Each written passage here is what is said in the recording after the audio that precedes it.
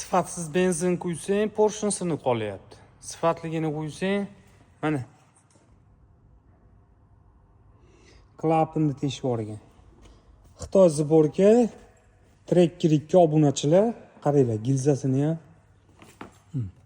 aylanamikin. 3-chi gilzamiz go'zal holatda xolos. Mana. Ikkini qaranglar. Yaxshi o'ygan. Shu tushib ketib qolganda endi mana birda ham bor.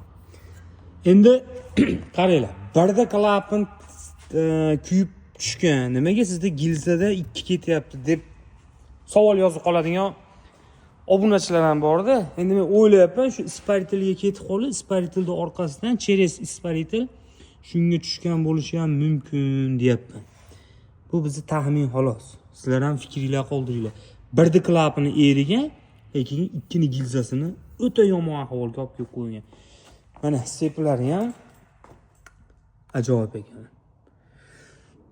Kobaltlarga o'xshab sepida zavodskoy metkasi yo'q, biz topa olmadik.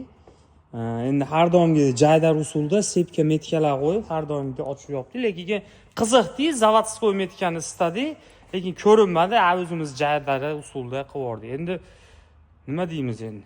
Olib qoldik, xudo xolisa go'zal holatda qilib, chiroyli qilib yurgizib beramiz. Bu Xitoy zborka haqida qanaqa ma'lumotga ega bo'lsangiz, kommentariyada yozib ketsangiz, biz ham kerakini olib olamiz, bilmaganlar ham olib oladi. Mana, xudo xolisa kuzatishda davom etinglar.